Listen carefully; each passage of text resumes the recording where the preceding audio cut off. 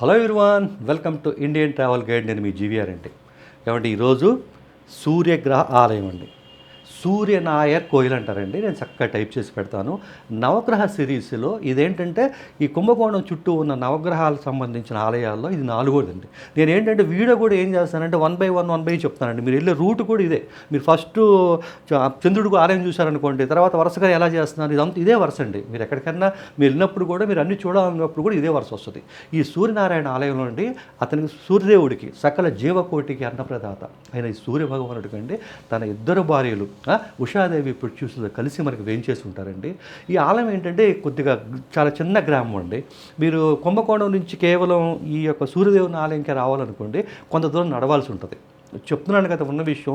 మీకు ఒకే ఒక విషయం చెప్తానంటే ఈ కుంభకోణం నుంచి నవగ్రహాలకు సంబంధించిన మీరు ఏ ఆలయంకి వెళ్ళాలన్నా కూడా జస్ట్ 10 రూపాయలు 20 రూపాయలతోటి కుంభకోణం బస్ స్టాండ్ నుంచి వెళ్ళొచ్చు. మీకు ఓపిక ఉందనుకోండి కొద్దిగా నడవాల్సి ఉంటుంది. ఇప్పుడు వైదేశ్వరుని కోయిలు శనీశ్వర ఆలయం ఉందనుకోండి చక్కగా మీరు కొద్ది దగ్గరలోనే దిగచ్చు, అది వేరే విషయం. ఇప్పుడు మనం బస్సు ఎక్కుతాము, ఒక ఊరు వెళ్తాము, మన ఇంటికి వెళ్ళడానికి ఏదో ఒక ఆటోనో ఏదో మాట్లాడుకుంటాం కదా, సేమ్ అంతే అనమాట. అంటే లో బడ్జెట్లో కూడా నేను చెప్పాలి కదండి. ఏమండి సకల జీవకోటికి అన్నప్రదాత అయిన ఈ సూర్యనారాయణ ఆలయం, ఈ సూర్యగ్రహ ఆలయం అండి అద్భుతమైన విజయాన్ని ఇస్తారండి సూర్యదేవుడు. అట్లాగే ఏంటంటే అది ఆరోగ్యం అండి. ఏమంటే మీ చాలామందికి మీకు ఒక విషయం చెప్తానండి.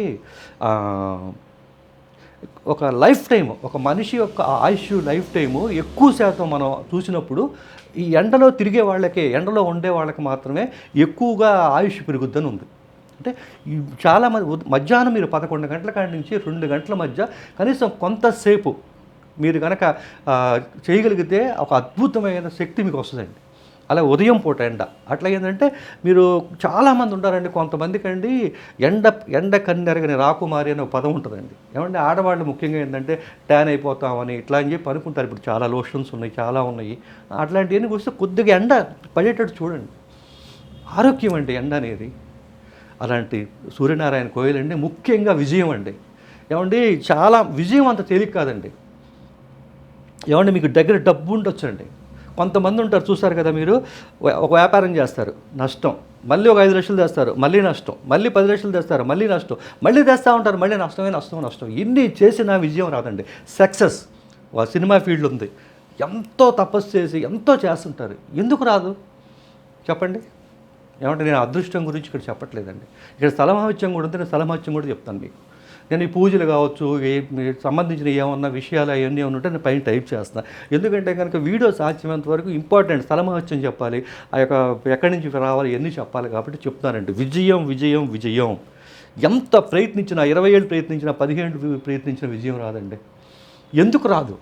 నేను స్వయంగా ఒక విషయం చెప్తానండి.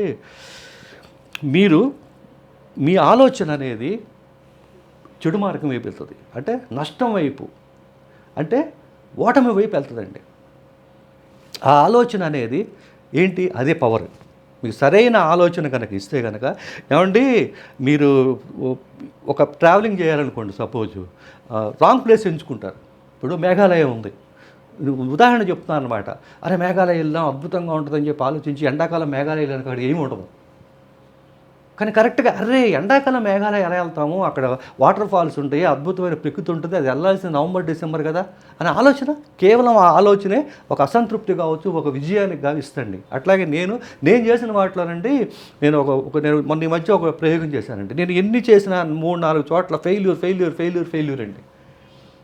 ఎందుకు ఫెయిల్యూర్ అంటే కారణం నాలో పవర్ లేకపోవడం కాదు, నాకు చేతకాక కాదు, వేరే సమస్య వెనక నుంచి ఇక్కడ నెడుతుంటుంది.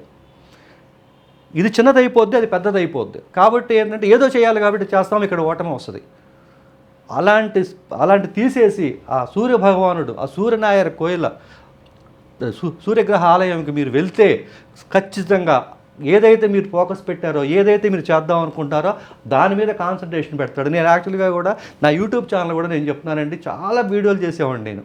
అరే ఏదో కొద్దిగానే కదట్లా, ఏంట్రా ఎందుకు కదట్లేదు అంటే నాకు వేరే సమస్యతోటి ఎప్పుడు దాని గురించి ఆలోచన. ఇది ఛానల్ గురించి ఆలోచన కాదు. ఈ ఛానల్ గురించి ఎవరికి ఏం కావాలి, ఏ టైంలో ఏ వీడియో చేయాలి, ఏ చేయాలనే విషయం నాకు తెలియలా. చాలా నష్టపోయాను నేను. తర్వాత నాకేంటంటే ఓహో ఏం చేయాలి, వాళ్ళకి ఏం కావాలి, ఇప్పుడు నేను రామేశ్వరం చూపిస్తే సరిపోద్దండి, నేను పక్కనున్న వేరే టెంపుల్ ఏదో చూపించా అనుకోండి, ఎలా అవుతుంది? ఎక్కువ మంది ఎక్కడికి వెళ్తారు? రామేశ్వరం వెళ్తారు, లేకపోతే నవగ్రహాలు చూస్తారు. ఇట్లాంటివన్నీ కూడా చెప్పాలి కదా, ఆ సమస్యలన్నీ చెప్పాలి. ఎన్నిటి కోసం అని చెప్పి ఒక అద్భుతమైన, మీకు అర్థమైంది అనుకుంటున్నాను నేను. ఎప్పుడైనా సరే మీకు ఏంటంటే ఆ ఓటమి అనేది మీలో ఒక తెలివి లేకపోవటం కాదు, ఇంకోటి కాదు. మీకున్న దానికంటే కూడా అతి పెద్దదైతే లోపల ఉంది, రగులుతుంటుంది. మీరు ఒకటే గుర్తుపెట్టుకోండి, మీరు రాత్రి పడుకొని పొద్దున 6 గంటలకి 5 గంటలకు లెగుస్తున్నారా? Yes, you are correct. మీరు ఏది చేసినా సక్సెస్ అవుద్ది. మీకు రాత్రిపూట అర్ధరాత్రి మెలకువ వస్తుందా? మధ్యలో మీరు నిద్ర పట్టట్లేదా? అంటే ఏదో మిమ్మల్ని తులుస్తుంది బాధ, గుండెల్లో అండి బాధ ఉంటుంది. అది మహా వ్యధ అన్నమాట. ఆ వ్యధ ఉన్నప్పుడు మీరు ఏమీ చేయలేరు, అన్నీ ఓటములు వస్తాయి. ఇక్కడికి వెళ్తే మీకు జ్ఞానోదయం అవుతుంది. ఓ, ఈ తప్పులు చేస్తున్నాం, ఈ తప్పులంటే మనం సరిదిద్దుకుందాం, అంతే. విజయం మన కాళ్ళ దగ్గర ఉంటుంది. కాబట్టి నేను కొద్దిగా ఎందుకు ఎంత ఎమోషనల్గా చెప్తున్నానంటేనండి, ఆ విజయం కావడానికి వెళ్ళడానికి ఆ పరిసరాలు మారుతాయి. ఒక 3-4 రోజులు ఉన్న ప్లేస్ నుంచి మీరు పక్కకి వెళ్తారు, ఆ వెళ్ళినప్పుడు ఏమవుతుందంటే సరైన ఆలోచన వస్తుంది. సరైన ఆలోచన ఎలా వస్తుంది? ఆ యొక్క పౌరున్న ప్రదేశం ఏమండి, తిరుపతి వెళ్ళారండి, తిరుమలకి వెళ్ళామండి, మనం మామూలుగా ఉంటాం. కొండ మీదకి వెళ్ళండి, ఒక్కసారిగా మన మైండ్, మన శరీరం మొత్తం మారిపోతాయి. ఏదో తెలియని శక్తి, ఏదో ఆనందం, ఏదో సంతోషం, అప్పుడు వచ్చే ఆలోచన ఒక అద్భుతాన్ని ఇస్తుంది. అట్లాగే మీరు సూర్యనారాయణ దర్శించండి. అట్లాగే ఏంటంటే ఇక్కడ పూజలు అవి చేయించుకోవచ్చు. నేను చెప్పాను కదా, మీరు ఒకవేళ ఆర్థిక పరంగా మీకు లేకపోయినా శుభ్రంగా ఆలయంలో ప్రవేశించినంత మాత్రానే, ఇక్కడున్న పుష్కరిణిలో నీళ్లు చల్లుకున్నంత మాత్రానే మీ యొక్క ఎన్ని పోతే ఒక మంచి ఆలోచన వస్తాయి. ఒక అద్భుతమైన స్థలం ఉంది, నేను చెప్తాను, మీరు రండి. అలాగే ఈ సూర్యనారాయణ ఆలయం అండి, ఆరోగ్యము, విజయంతో పాటు సంతానం, అంటే దోషాలు, సంతాన దోషం అని ఒకటి ఉంటుందండి. కొంతమందికి ఎంతకాలమైనా పిల్లలు పుట్టరు. అలాంటి దోషాలను కూడా పోగొట్టి పుత్ర సంతానం, అంటే ఎవరైనా కావచ్చు, ఆడపిల్ల కావచ్చు, మగపిల్ల కావచ్చు, ఈ రోజుల్లో అట్లా ఏం లేదు. ఓకే, ఏమండి, ఈ సూర్యనాయర్ కోయిల్లో కేవలం ఆరోగ్యము, విజయమే కాదండి, సంతానం లేని దంపతులు కూడా ఇక్కడికి వచ్చి పూజ చేస్తారండి. చాలా శక్తివంతమైన ఆలయం. అట్లాగే ఏంటంటే కనుక ఇక్కడ స్థలమహత్యం ఉందండి. మీ స్థలమహత్యం కూడా చెప్తాను. మీ స్థలమహత్యం తెలుసుకోవడం వల్ల ఇక్కడ ఎందుకు అంత పవర్ వస్తుంది. ఇప్పుడు సపోజు మనకు సంపద కావాలనుకోండి, లక్ష్మీదేవిని పూజిస్తాం. కానీ సంపద, అట్లాగే ఆరోగ్యం కావాలంటే, అలాగే జ్ఞానం కావాలంటే, ఇట్లా అనేక రకాల దేవతలు మనకి ఇస్తారు కదా. అవన్నీ వదిలేసి నవగ్రహాలు ఎందుకు అంటే ఇక్కడే వస్తుంది. ఎందుకు నవగ్రహ దర్శనం ఏంటి అనే విషయం. పూర్వం అండి, కాలవ మహర్షి అనే మహర్షి ఉన్నాడు అండి. అతను ఏం చేశాడంటే వ్యాధులతోటి బాధపడుతున్నాడు. వ్యాధులు ప్లస్ అన్నిటితో బాధపడుతున్నప్పుడు ఏం చేశాడంటే అతను నవగ్రహాలకి పూజించాడండి. నవగ్రహాలు ఏం చేశారంటే కనుక అతనికి ఉన్న సమస్యలు కానీ, వ్యాధులు కానీ ఇవన్నీ తీసేశారండి. అప్పుడు బ్రహ్మదేవుడికి కోపం వచ్చింది.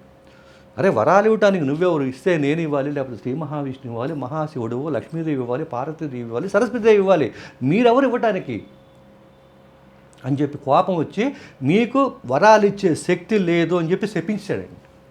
దాంతో ఏం చేశారంటే నవగ్రహాలన్నీ కూడా ఏం చేశారంటే పరమశివుని వేడుకున్నాయి. స్వామి ఇలా జరిగింది ఏంటి అంటే, అప్పుడు పరమశివుడు ఏం చేశాడంటే కనుక, మీరెవరైనా సరే మీ భక్తులు మీ దగ్గరికి వచ్చి వాళ్ళ బాధలు కనుక చెబితే వరాలు ఇవ్వటమే కాదు, బాధలు తీసేసే శక్తి కూడా మీకు ఇస్తున్నానని చెప్పాడు.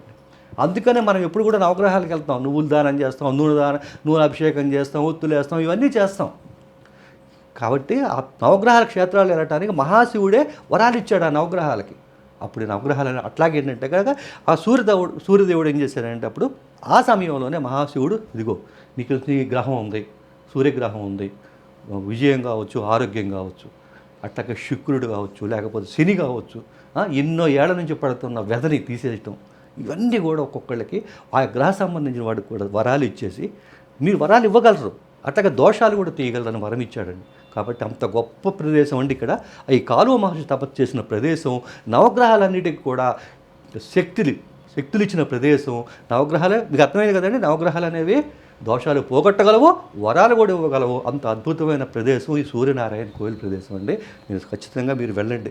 ఏమంటే నేను ఎప్పుడో ఒక విషయం చెప్తానండి, మీరు జాతకాల వల్ల మీరు వెళ్ళమని నేను చెప్పట్లేదండి. కేవలం మీరు వెళ్తే చాలండి. నేను ఒక చాలా గొప్ప విషయం చెప్తానండి. నలమహారాజు, దమయంతి నలమహారాజు తెలుసు కదా.